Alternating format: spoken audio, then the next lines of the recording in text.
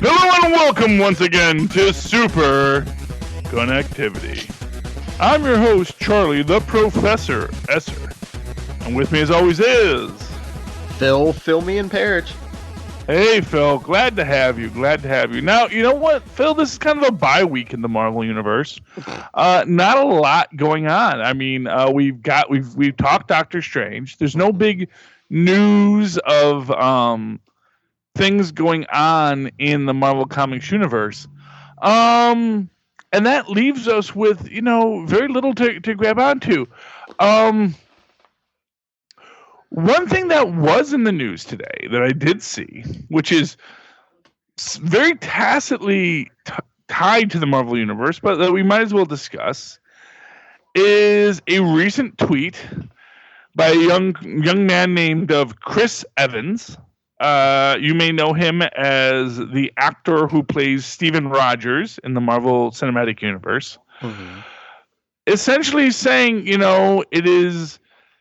I'm going to paraphrase here, but it is sad that Donald Trump spends more time enraged at the cast of Hamilton than he is enraged at, for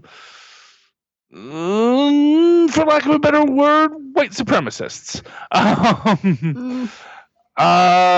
There was a,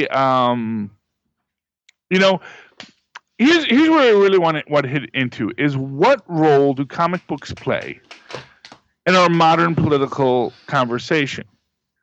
I had mentioned a few weeks ago that Gail Simone had made a very strong statement of how she felt hurt by the number of comic book fans who are on the alternative right, who do feel in their own way slighted and disempowered, and just to call a shelter half an entrenching tool. A person's emotional feelings cannot just be discounted because they're wrong. My mom used to tell this story of a, my mom was a single mom, working hard in her life, working in the meatpacking industry,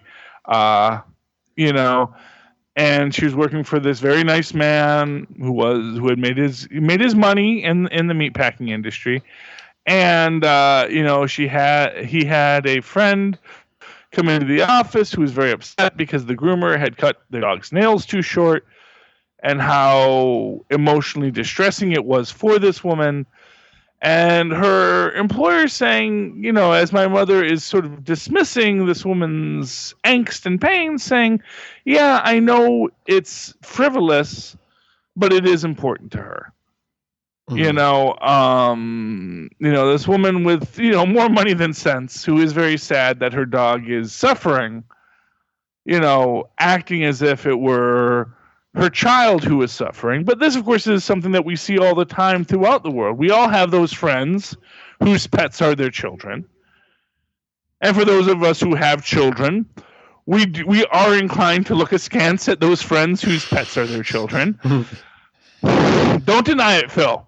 Don't deny it. Because I know you have a child, and your child is still young. Your child is still in that age where they get a fever, and you're like, we're going to the emergency room. Mm-hmm. But for people for whom it is their cat, and their cat has a fever, and they're going to the pet emergency room, which costs like 8 times as much as a human emergency room, and there's no insurance. So, who really loves their kid more is what I'll say there. I just not the sidetrack. I feel you, pet moms and dads. Not the sidetrack us too much, but my parents have a beagle, so 1 dog and 2 cats, and let me tell you, man, that veterinary stuff, that's a racket. I'm telling you. Oh, yeah, because, it's like, well, or you could just let them die. There used to be a time in history where the vet would say, yep, it's time to put them to sleep. Mm-hmm. Now the vets are like, well, actually, as luck would have it, we can actually fix this. I mean, it's going to cost you, your Mm-hmm. house, but yeah, we can fix it. No It, problem. and let me just say, Charlie, I think in some ways pet parents are it might be good just because not every pet parent. I'm not generalizing here, but maybe some of these people might not be up to the responsibility of raising another human being. So maybe it's better they stick to Yeah. an animal.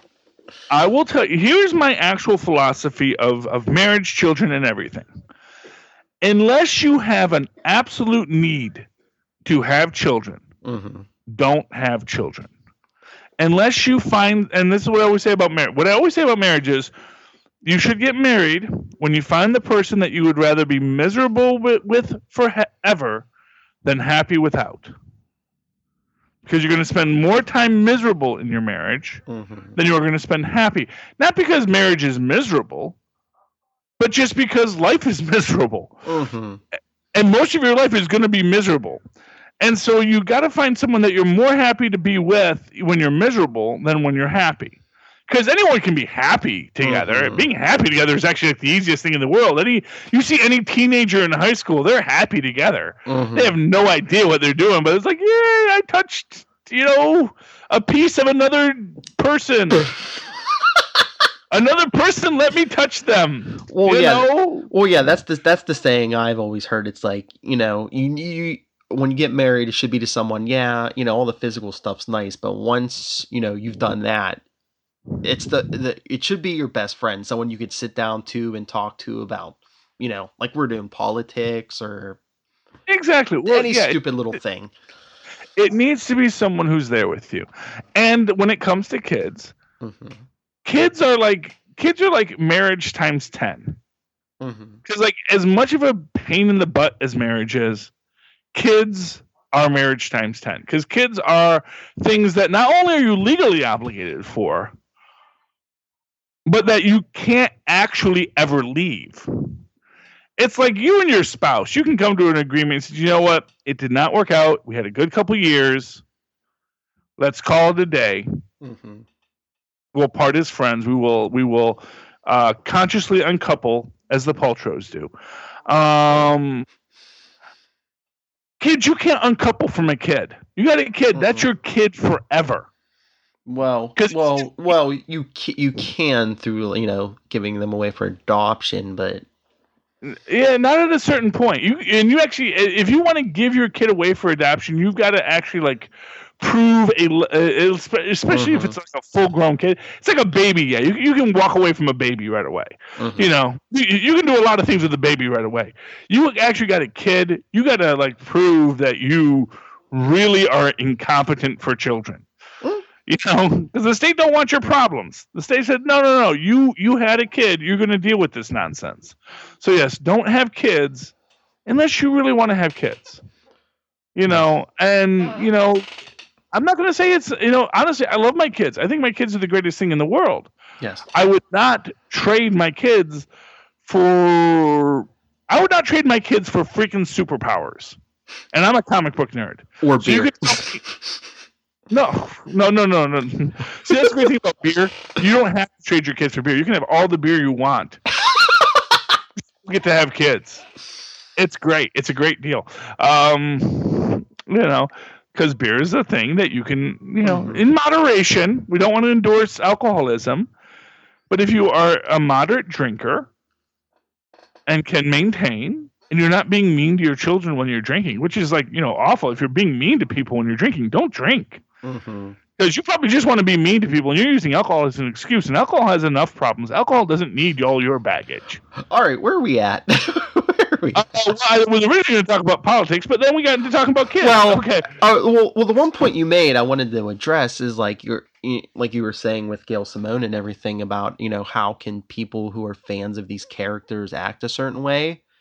That's what always boggles my mind. Well, let's boil it down to a real simple example. A guy or a group of guys go in to rob a bank and they throw on, like a Spider-Man mask or something. It's like, how can you know especially if you're a fan of these characters, of heroes, and just be like, okay, robbing a bank is completely fine. Well, within that, but I think when this first came up, I actually did address this idea, which is that comic books have a very, and this is what it comes down to with this idea of you can't know another person's perspective. You can't know that the pain someone is feeling in their own privileged way, if you will. And it is because you are in this privileged position and you now feel pain, you are resentful of that pain. And it may be less pain than many other people are going through every day, but you don't feel their pain, you feel your own pain. And that pain is just as real to you as anything. And one thing about the superheroic genre is it is by its nature the tale of people who rise up against underdogs, people who rise up as underdogs. And this is the bread and butter of the alternative right, is that there are many people who feel that the world has sat upon them. There are many people who feel that, they will never get this opportunity because people are trying to give opportunities to people who have been historically disenfranchised. So, as an example, every time that you hear people talking about, people trying to reach out to different. So, as an example, there are many creative outreach programs for women, for minorities of all stripes, who wish to be broken into the industry, and there are people that are out there actively seeking to give them a leg up. There's nobody seeking to give a leg up to white males in the comic book industry, in the writing industry, in the artistic industry. And it's very hard for people for whom being a white male, it's very hard to see how being a white male gives you that edge, even though statistically it does. And this is the crux of the alt-right, is the alt-right says you feel bad because someone is trying to help someone else and no one is trying to help you. Now, granted, your existence is predicated on your having been given help throughout your entire life. Even though you never realized it. But of course, if you are the person who's living in a trailer in downriver, if you were from Taylor, Michigan, and you live in a trailer, or you're from River Rouge, and you live in a small tenement, if you were from one of the many white ghettos that do still exist throughout America, you do. If you from West Virginia, where basically the state has said, screw you guys, I'm going home. Now, granted, there is what you have the what's the matter with Kansas conundrum, which is the statement is why do these people in these straits vote against their own interests in electing these people who promise to, cut taxes for the wealthy and cut benefits when they themselves are on benefits. And that is a whole conundrum. But I think even in that, there is a certain dismissal of perspective that is important to weigh against the larger question of politics, which is that people make their vote. Because see, here's my dirty little secret. I used to be a conservative. Through most of my life, I voted for George W. Bush twice. Now, granted, I did vote for. No. Because you know what? I believed in the idea of compassionate conservatism. I was raised a Roman Catholic. I believe that you help the poor, but that the poor can be best helped with local aid rather than some centralized group that like the Catholic Church. But the church could probably do better for the poor in their community than, say, some big bureaucrats. Now, as I've grown older, I've come to see that science, because I'm also a nerd, Mm-hmm. That's the thing. Is like I think some level of nerdism eventually leads you to liberalism because you actually look at the math on the subject. You go, oh, okay, I see how the math works there, and yeah, I see statistically you're better off with this centralized group, even though you have these negative outcomes as well. Mm-hmm. Basically, what it is that if you accept the existence of negative outcomes, it comes into what breaks down to what I always call the conundrum of fraud versus aid, Mm-hmm. which is more important to you? Is stopping fraud from happening more important than giving aid to people? So you will always have people who need aid. Mm-hmm. You will always have people who will try to defraud the system. If you assume, and this of course is one of these unique bits about when anyone says, well, if you're a businessman, you can run things better. Business people bake fraud into all of their business models. Mm-hmm. So if you run a store, you have shrinkage, which is that there's certain products that are going to be on your shelf that walked away. And you do price it in, and you try to eliminate it as much as possible. But at a certain point, you spend more in eliminating shrinkage than in saving from shrinkage. And so you find that clearing point, and you say, okay, this is the amount of shrinkage we're going to allow. This is how many things are going to fall off the back of a truck, and we're going to be okay with it. And that's business. So this is actually a very conservative ideal. So I always feel like my growth to liberalism has actually been based completely on conservative ideas of just saying, well, the math says this is what you should do. Mm-hmm. The math says that you bake in a certain amount of spoilage, of shrinkage into this. There's going to be fraud. And by fraud's nature, you're always going to have more fraud than people needing of aid. But if your goal is to provide aid, it is important that you let the fraud exist because you need to make sure you get the people who need aid. Because the people who need aid are going to need an easier path to aid, especially because they need aid. Fraudsters, you can put as many roadblocks as you want in front of a fraudster. A fraudster is going to find their way out because they're a fraudster. That's their plan. That's their business model. If you're a fraudster, you're going to find fraud. So, I mean, that's my basic political philosophy. Now, getting back to comic books, because this is what I'm trying to get to. I'm trying to tie this all back to comic books. Now, right now, we're seeing a lot of comic books that, I think that as people, both on left and right, who are fans of comic books, we look to comic books for guidance. And this can mean we get frustrated by aspects of comic books, or we can be empowered by aspects of comic books. So we look at something like Captain Marvel number 10 recently, and we have to ask the question, is Captain Marvel arguing an inherently conservative platform, or is she arguing a liberal platform? I mean, certainly it is high surveillance, and it is a violation of civil rights. But we also see at the end of the day that she was perhaps right.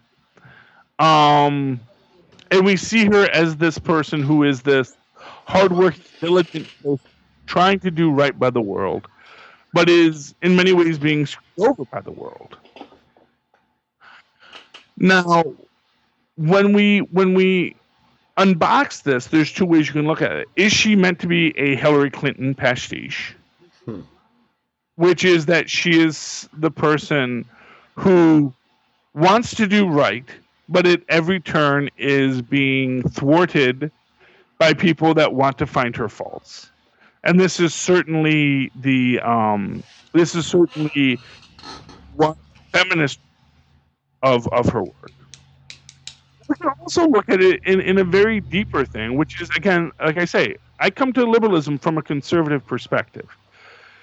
And in that conservative perspective, you say, listen, there are real reasons to be mindful of things. And there are real reasons to be concerned about things. That just because it is sociologically preferable to say one thing doesn't make something else not also true. Now, granted, you can't, and this of course is where people. Trump is not a traditional conservative. Because even though there is nothing uniquely about Trump, that, like people think, oh, he put this person in charge of this, he put that person in charge of this. Mm-hmm. Well, all these people are certainly not good people for these jobs.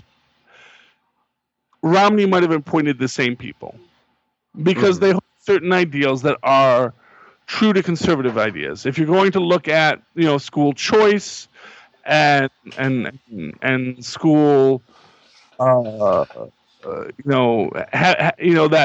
basically the public school system is failing and you need a choice school system instead, then, certainly the people that Trump are placing, and this is absolutely what most conservatives say, that, that the business model of the public school is failing. It is a failing system. And so these people do want, not out of a negative feeling towards it, but just a business model sense that this system is failing. We need a different system. We need a system that recognizes what we're trying to put forward. I disagree with that because I actually believe in economies of scale. And to his credit, Donald Trump, as a businessman, is very aware of economies of scale, has spoken about the idea that it is problematic that Medicare doesn't negotiate drug prices the way every other public health benefits company in the world does. He does stand. So I'm actually endorsing a bit of some Trump. I don't think Trump is going to be a good president. I think the man is freaking incompetent, which is why I would not have voted for him. Even if I agreed with anything he said, I just think the man's incompetent. I don't think he's going to be good at his job. And quite frankly, I don't think I'm going to be honest with you. I don't think he's actually going to. I think 2016 has more craziness ahead. I don't think she's done with us yet, man. We got a whole other month of 2016. So don't be surprised if there's more craziness ahead. I don't know what's going to happen, but you mark my words, there is more craziness coming. Oh, yeah. So, before we forget, rest in peace, Florence Henderson. Oh, no. 2016, really. You have... Use your powers for good, 2016. You're drunk, 2016. Go home. Well, I'm not even going to say that Trump should. Here's what I'm going to say. I don't even think Trump needs 2016 to do anything. I think the man is. First of all, I don't think the man ever thought he was going to win. I think the man is way out of his element. I think he's kind of looking for a way out right now. Well, really, his ego won't let him walk away, but it's like, oh man, this was not what I signed up for. It you know what? Let me boil it down. For some people, it's about racism and or the economy, but I mean, it just in my lifetime, it just seems like look, all through the 80s, we got 2 terms of Reagan, and then a little bit, we got 1 term of Bush Senior. But then it flipped to a Democrat, Bill Clinton, for 2 terms. Mm-hmm. Then it flipped back to Republican with George W. Bush for 2 terms. Then it flipped to a Democrat again with Obama. Now we've elected a Republican again. Yes. And I just think whatever your issue is, there's a large for decades. There is a large portion of the population who has not been happy with their government. I think that's the big thing, is nobody knows what to do because a lot of people just think they're being served by the government, so they keep flipping the script every 8 years. Well, because at the end of the day, no one is happy with the government because the government can't make you happy. And this is at its core the essential conservative argument.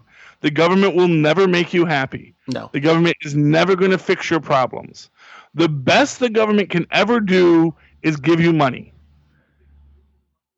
And if you don't want just free money, the government isn't going to make you happy. And if the government's just giving you free money, it's probably more negative to you as a sociological construct than most anything else. Mm-hmm. So, there is a very strong conservative argument. And there is a very strong nerd argument. Like I said, there is when you look at superheroes, they are people who say the system doesn't work. I need to, you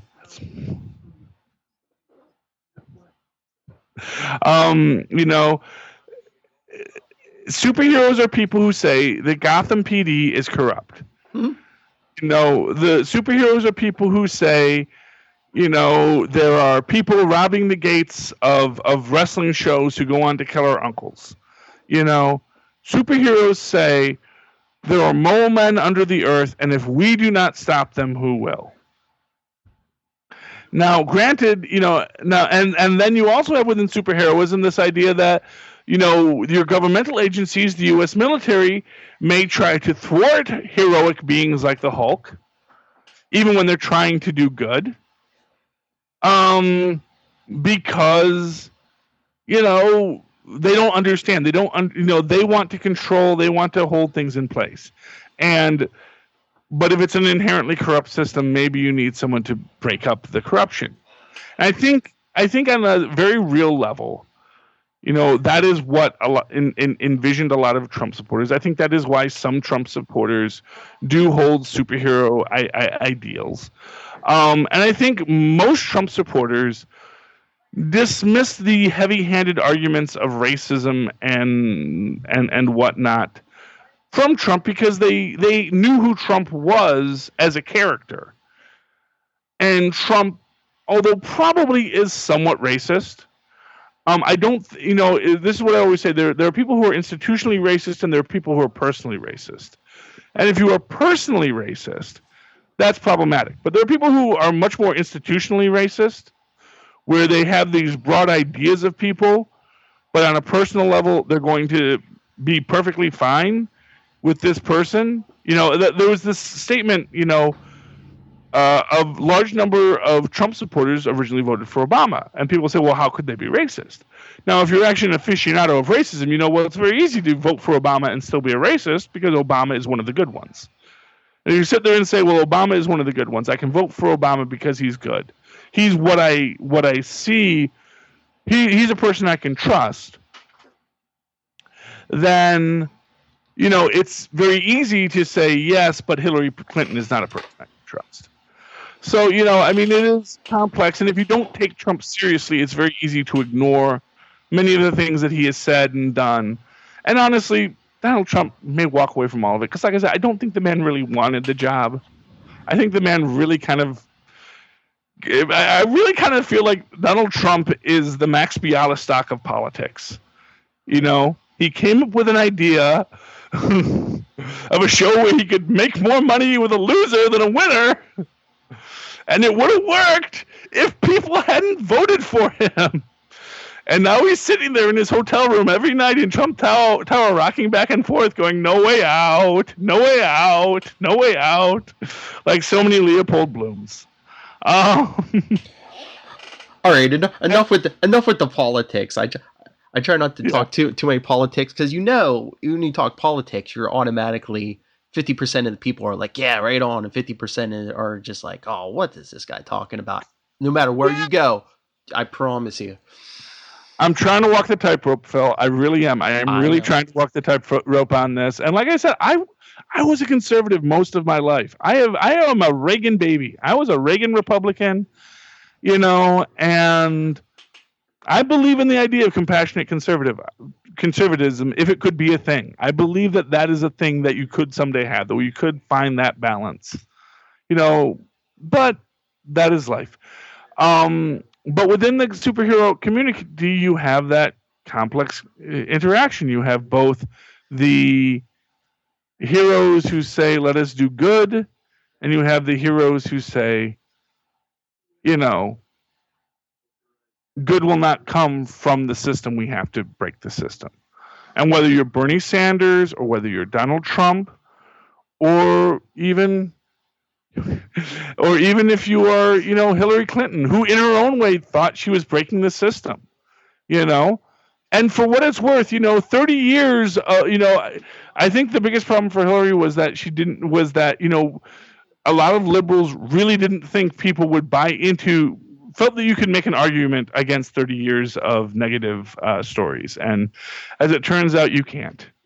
After 30 years of people telling you someone's horrible, it's very hard to change people's minds. And, that's where we found ourselves in 2016. And we'll see what happens next. Because like I say, 2006 isn't done with us yet.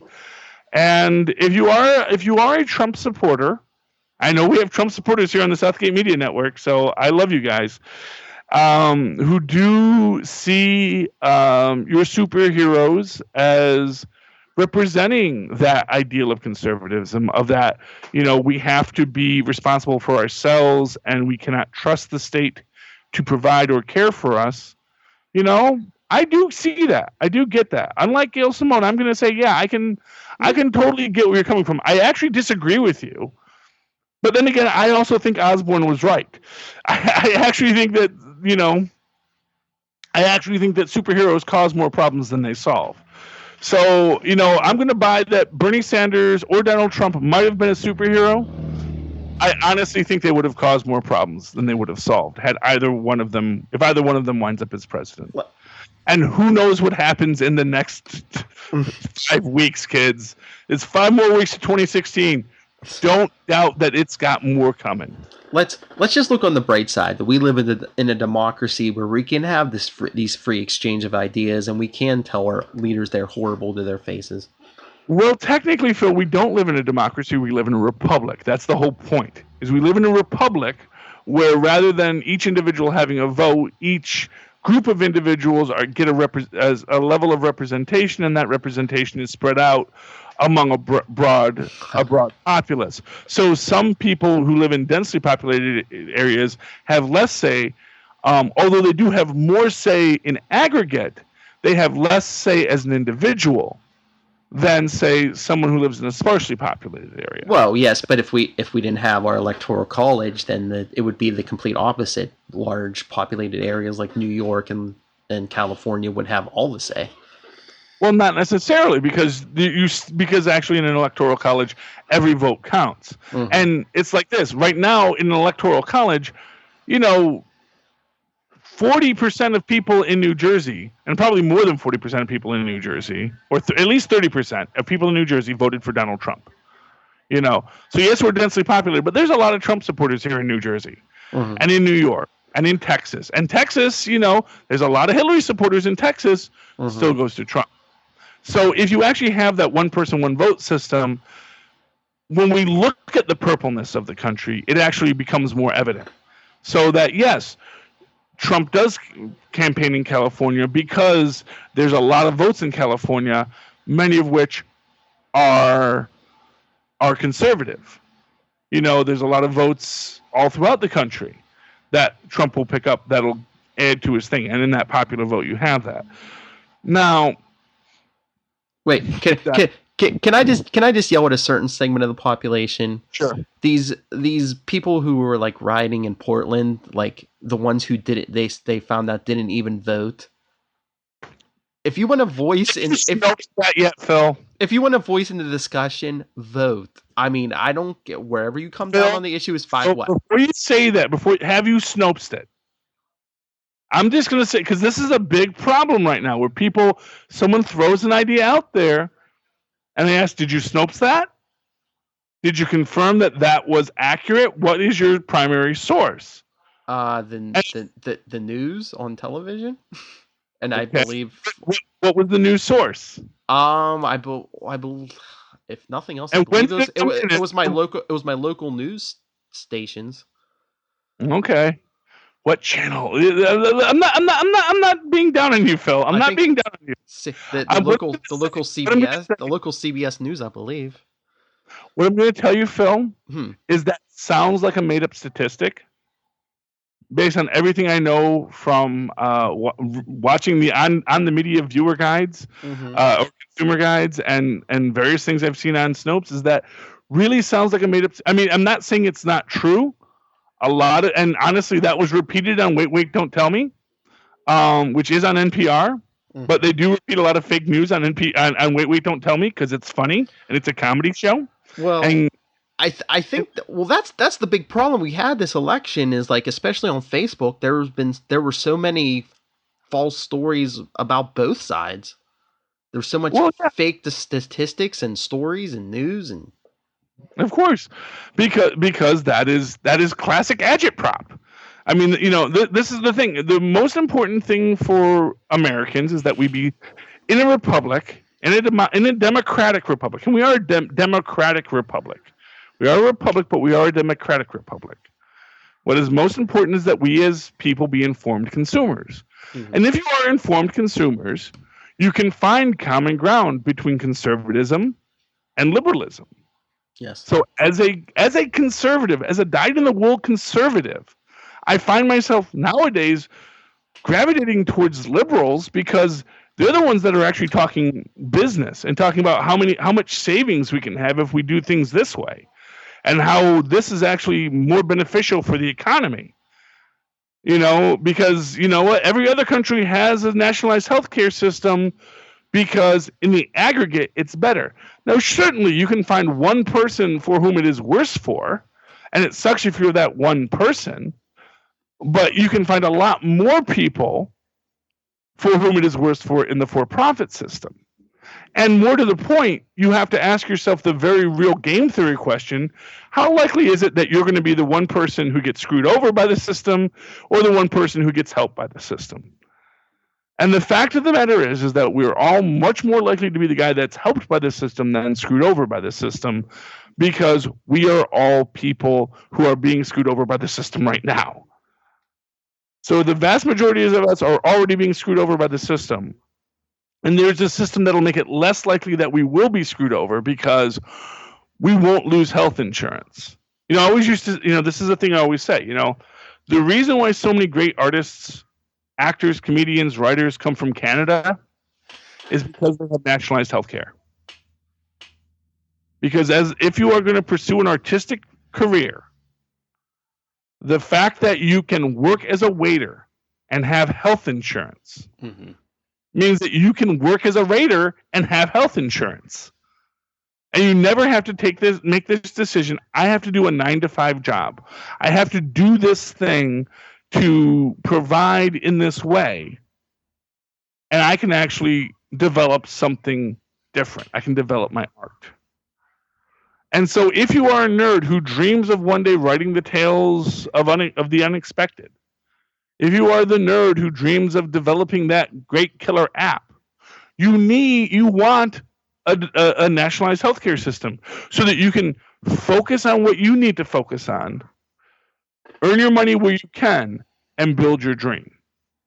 So if you want to have that entrepreneurial zeal, you do better under a more socialistic regime. Ironically, in a socialistic system, you do better as an entrepreneur than in a corporatist system where, honestly, if you're not already Walmart, you ain't going to compete with Walmart. If you're not already Google, you're not going to dethrone Google, because you need something to help you out, and that's where the state should come in. And that's my. This is a very political episode of Superconnectivity. Let's bring it back. So we have Donald Trump. Who's going to run next? Peter Parker? Well, if there could be anyone worse than Donald Trump, it would be Peter Parker. Here's what I will say.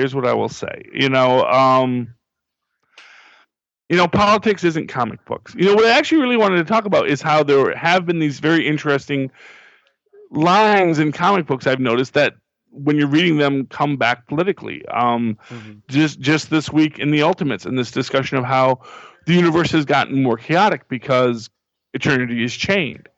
And it feeds into this idea. And it feeds into, I think, what is the grander idea that informs politics, which is this idea that if there is a failure, it must be because of something beyond us. That things don't just happen, they happen for a reason. And because we embrace the idea that things are happening for a reason, when they happen, we want to say it's because of this. If Kennedy is assassinated, it must be a conspiracy. If the world is more chaotic, it must be because eternity is chained. There must be a higher power, because the idea to us that some lone nut in a warehouse could kill the president of the United States, the idea that that could happen is so disheartening to us, because it means how powerless we really are. Yeah, but do you think is that I think people just think the world's getting, like you said, more chaotic and everything, but I don't think so. I think it's just that we're more aware of what goes on in the world, through social media, the 24-hour news cycle. Because like you said, Kennedy, I mean, really the only witnesses were the people standing on the street. Now, I mean, you have, like... And the national news coverage watching him. So, I mean, it's like, we talk about how connected we are nowadays. We've always been connected. Yeah, but I mean, even then, back in the 60s, I'm sure, like, the camera, you're going to get a lot more clarity on any camera in the area, and who knows what buildings are wired with cameras. And yeah, I mean, yes, if Kennedy were assassinated nowadays, you would have much more evidence, though there's a lot of evidence right now that, Oswald was one lone nut who shot Kennedy. I mean, the reality is that the evidence was always pretty clear of what exactly happened in Dealey Plaza. The only reason why it feeds into conspiracy is because people prefer conspiracy. People prefer the myth of what makes them happy to the reality that tells them the truth. Well, didn't they seal a lot? Well, didn't they seal a lot of the records from the investigation and stuff? Once you tell people, you can't see this, people are like, oh, there has to be something good and juicy in there. I mean, well, that's the thing, is that there's stuff that's sealed because the government's always sealing stuff. Oh, yeah. But there's so much data that's out there now, because all of that is in the public record now, and the complete Warren Commission report is unredacted and available to you online if you want to go look at it. And you actually read through it, and you look at what the forensic evidence is, and you can go to any group of respectable criminologists, and they'll say, yeah, the what they will tell you is that that all of the wounds, all of the everything that you can see is completely explainable within the data we have. That there's no need for a second shooter, and there really could not have been a second shooter in that spot, because here are these other reasons why that could not be the case. There is so much debunking out there, and there's so much evidence out there that it's actually pretty well founded, but people still cling to it because it's easier to embrace a philosophy than fact. And to tie it all back to comic books, that's why we tie ourselves to these comic book ideals, because it is easier to embrace the idea that a Captain America may be out there, that a Spider-Man or Superman or a Batman is out there and will protect us, and not just be a watchman. When you deconstruct when the point of the Watchmen was, these people weren't good people. Mm-hmm. These were people who took on their own emotional. They brought their own emotional baggage to the event. And of course, in Squadron Supreme before that, it was even if they had superpowers, that didn't make them good people. That good people don't try to rule over other people. As Captain Marvel says in Captain Marvel number 10, the person who wants this power is way more dangerous than the person who doesn't want to use it.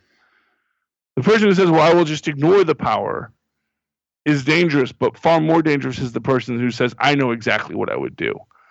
Because they are invariably not thinking through the outcome. Which is why no one who wants to be president should ever be elected president. And unfortunately, there's no system by which we can. Well, I actually am a firm believer in autocracy. The idea that our elected representatives should be picked much in the same way we select people from for jury pools. That you just randomly get selected, and now your obligation is you've got to go to Congress for a year and pass laws.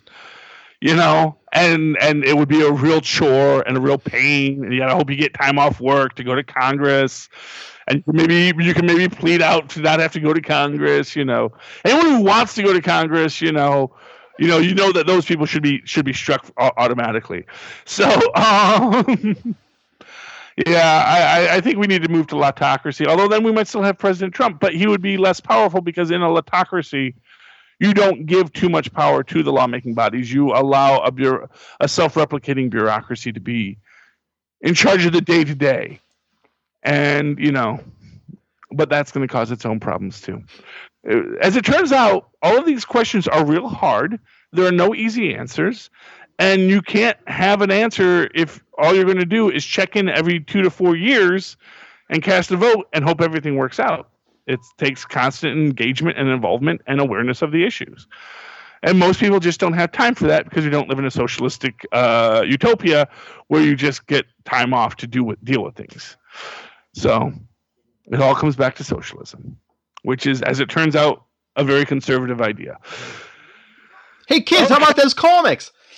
Yeah, read more comics, kids. You know what, folks? If you disagree with my nonsensical rants, and I know many of you do, please feel free to write to me at superconnectivityblog@gmail.com. That's superconnectivityblog, all one word, @gmail.com. I encourage you to send anything except for death threats, because really, if you're going to send death threats, first off, why do you send a death threat?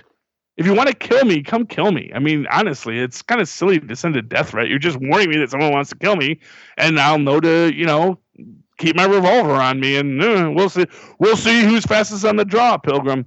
And if you'd like to tweet at me on the Twitters, you can always do so at Charlie Esser. That's CharlieEsser. Look for the 2 E's in the middle for quality. And Phil, if they would like to send death threats to you or just empathize with you for having to put up with my nonsensical rants week after week, when all you want to do is talk about comic books and I always make it political, how can they empathize with you, Phil? Well, you can always find me on Twitter at NightwingPDP. My email is nightwingpdp@gmail.com. You could discuss. I'm a big DC fan also, so you can discuss anything Marvel, DC. I don't know if we mentioned this a lot, but Superconnectivity has a Facebook page, facebook.com/superconnectivitypodcast. And we finally have a brand new Twitter account at superconnectpod. And I've been meaning to mention this for weeks, and I keep forgetting. Bad me. But, I mean, look at all the people we've talked to. Kenneth Smyson, Stockton Piner. It's all guys. Do we have any women listening? Send us some feedback. I mean, even if you're just like, listen, if you're in a group of people listening and you happen to be female, let us know, Enough with this. We support girl nerds. That's right. Here in Superconnectivity. We support all nerds. Nerds do not know gender. Nerds do not know race. Nerds do not know anything except nerdery, which is why we also accept you, our liberal and our conservative nerds, because comic books aren't just for those who think or believe a certain way. Comic books and genre fiction are for all people, and that is how we build bridges. I mean, because if we can all agree that Peter Parker is a jerk, and Reed Richards is a bomb-throwing maniac, then we can all agree on a lot more, I think. That's all I'm saying. I mean, come on. Be the Kamala Khan or Riri Williams of the Superconnectivity podcast. Come on. Okay.